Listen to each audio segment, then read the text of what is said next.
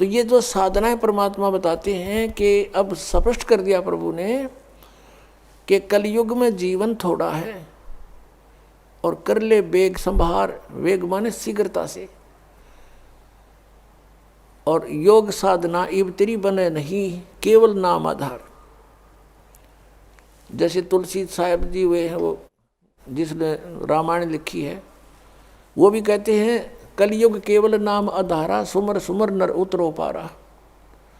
अब कौन से राम का कौन सा नाम, अब नाम के ऊपर बात आ जाती है कि मोक्ष मंत्र के जाप से होगा, मंत्र के जाप से हमारी भक्ति बनेगी, कमाई बनेगी, और उस भक्ति की कमाई से हम फिर दोबारा रिचार्ज होकर के सतलोक जा सकते हैं। हम जब सतलोक से आए थे हम फुल चार्ज थे, यानी हमारे पास हमारे बैग भरे थे हमारी पुण्य कमाई के।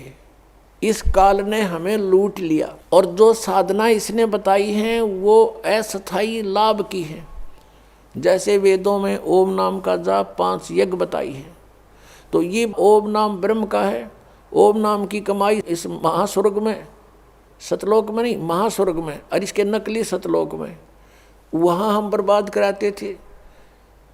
जैसे आपको बहुत बार बताया है कि एक समय मार्कंडे ऋषि साधना कर रहा था, तब ऐसे समाधिस्थ होकर बैठा था, और जो वर्तमान में इंद्र होता है स्वर्ग का राजा, वो यज्ञ तप आदि से बनता है। तो उसको एक हिदायत इंस्ट्रक्शन होती है, उसके लिए एक चेतावनी होती है कि तेरे शासन काल में यदि कोई इंद्र की गद्दी प्राप्त करने योग्य तप कर लेगा तो तुझे गद्दी से हटाना पड़ेगा और उसको गद्दी पर नियुक्त करेंगे। तो ये भी चिंता उसको रहती है कि मेरे शासन काल में कोई इंद्र की गद्दी प्राप्त करने योग्य कोई यज्ञ या साधना ना कर ले, तप ना कर ले।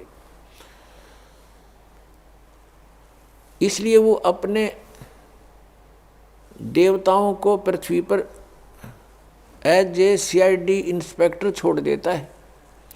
तो ऐसे किसी दूत ने जाकर के इंद्र को बताया कि बंगाल की खाड़ी में एक मार्कंडे नाम के ऋषि बहुत दिनों से साधना कर रहे हैं, तप कर रहे हैं।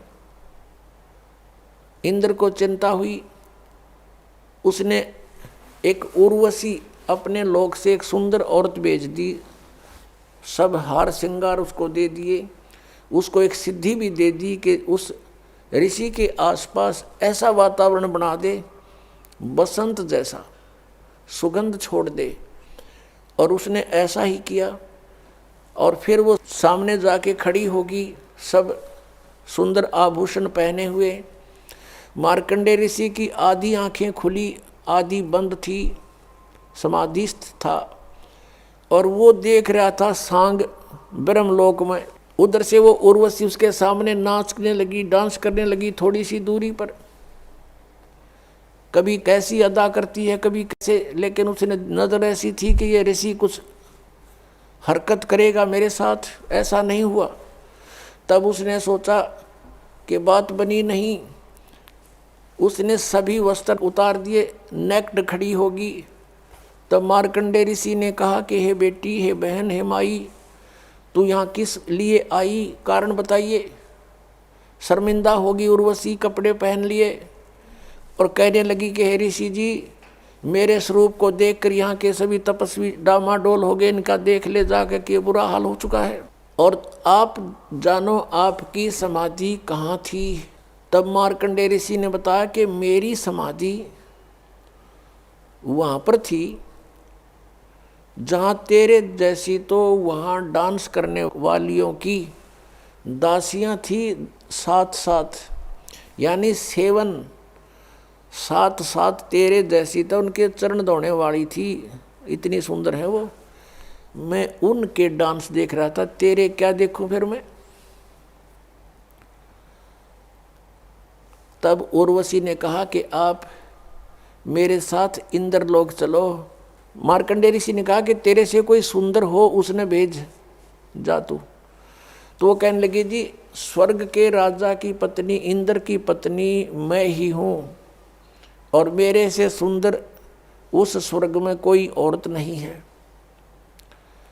तो फिर मार्कंडेय ऋषि ने कहा कि जब तेरा इंद्र मरेगा तू क्या करेगी? उर्वशी ने कहा कि मैं ऐसे ऐसे 14 इंद्र वरूंगी, 14 पुण्यात्माओं। एक शास्त्र अनुकूल साधना त्याग कर मनमाना आचरण करने से और इस काल के दूतों की बताई भक्ति करने से उस पुण्यात्मा ने इतनी कठिन साधनाएं की होंगी कभी कि वो इतनी लंबी उम्र स्वर्ग की प्राप्त कर ली उसने कि 1008 चतुर्युग तक वो स्वर्ग में रहेगी एज ए पटरानी, एज ए मतलब इंद्र की पत्नी के रूप में रहेगी। और जो इंद्र होगा उसका इंद्र का शासन काल, Indra is a post, Indra का शासन काल वो 72 चतुर्युग का होता है।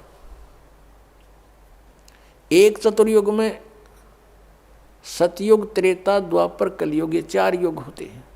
तो ऐसे ऐसे 72 चतुर्युग तक एक इंद्र का शासन काल होता है और उसकी मृत्यु के बाद दूसरा इंद्र उसी पोस्ट पर बैठ जाता है। और वो जो सची नाम की औरत है वो पुण्यात्मा कभी इतने पुण्य कर चुकी है कि वो उनके साथ कंस्टेंट बनी रहेगी, इंद्र बदलते रहेंगे, वो उनकी पत्नी सबकी बनी रहेगी। इतना ये सुख स्वर्ग में इस न सुख मानना है जिसका गणा समय स्वर्ग में बीत जा, उसको ये टीरी खां बतावें सबसे अच्छा पुण्यकर्मी। अब इन मार्कंडेय ऋषि ने पूछा कि जब इंद्र मरेगा तू क्या करेगी? कि मैं 14 इंद्र वरूंगी। मार्कंडेय ऋषि बोला कि वो 14 भी मरेंगे, तू फिर क्या करेगी? तब वो क्या बताती है कि मैं तो गद्दी बनूंगी मृतलोक में और जितने इंद्र में भोगूंगी वो सारे गधे बनेंगे, अपना पुण्य भोग कर, स्वर्ग का राज्य भोग कर। तब मार्कंडेय ऋषि ने कहा कि फिर मुझे तू किस लिए अपने इसे गंदे लोक में ले जावा थी जिसका राजा गधा बने और रानी गधी बने? तो क्या कहती है, मैं अपनी इज्जत रखने के लिए वहाँ जाऊंगी तो ये कहेंगे तू हार कर आगी। अपनी इज्जत रखने के लिए मैं आपको इंद्रलोक में चलने के लिए कह रही थी। तो मार्कंडेय ऋषि ने कहा, ए भोली आत्मा, आप ही स्वीकार कर रही है कि मैं मृत्यु के उपरांत गधी बनूंगी और अब भी तू गधी 14 खत्म करेगी और फिर भी इज्जत की ठेकेदार नहीं बनी बैठी है कि मेरी इज्जत रह जाएगी, भाग जहाँ से। अब पुण्यात्मा उसी समय इंद्र आ गया। इंद्र ने कहा कि बंद नवाज, इंद्र की गद्दी प्राप्त करो, तुम जीते हमारे। मार्कंडेय ऋषि कहता है, अरे इंद्र क्या कहता है? इंद्र का राज तो मेरे लिए काग की बीट है और आजा बेटा बैठ, तुझे मैं मार्ग बताता हूँ। मार्कंडेय ऋषि कहता है कि बैठ जा बेटा, मैं तुझे भक्ति मार्ग बताता हूँ।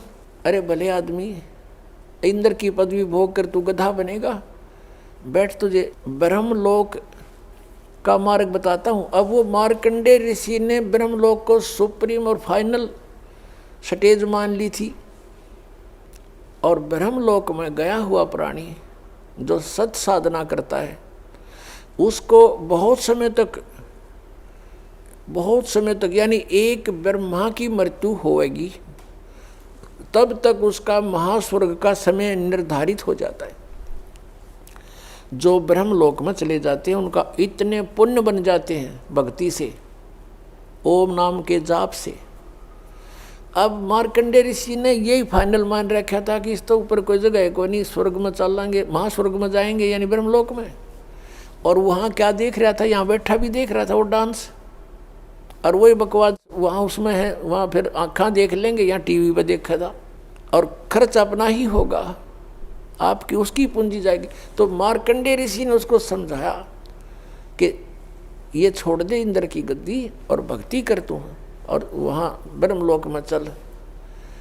अब इंद्र क्या कहता है कि महाराज जी फिर देखेंगे, इब्ता मने मौज करने दे, अगजा मरले डूब के। अब पुण्यात्माओं ये स्थिति प्रत्येक प्राणी की है। जैसे इस दास के साथ प्रारंभ ऐसे बीता, किसी मित्र को, प्यारे को, रिश्तेदार को या वैसे कोई संपर्क में आए व्यक्ति को समझाते थे कि भक्ति करो, क्योंकि जिसके पास अच्छी पोस्ट है, 2 पैसे समय पर प्रयोग करने को हैं, या किसी के पास धन है, अच्छे बिजनेस है, वो सामने गुट्टी लावे और 100 बकवादों में ध्यान उसका रहता है। तो उसे हम कहते कि भैया आप भक्ति करो, परमात्मा का नाम लो। पहले तो वो कहते किसने देखा भगवान। अब देखो पुण्यात्माओं, हमने समझना है, वो तो जैसे बोली वो बोल लेंगे, उनको ज्ञान जितना उतना ही बोलेंगे, और फिर क्या कहते हैं, देखी जाएगी जो होगी। अब किसने देखा है?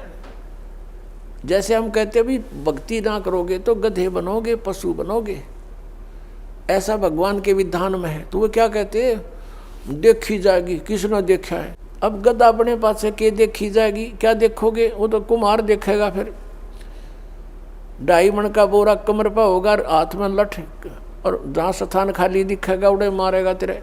अब देखना तो अब देखो, बुराई त्याग दो, भक्ति करो, अपना कल्याण करवाओ।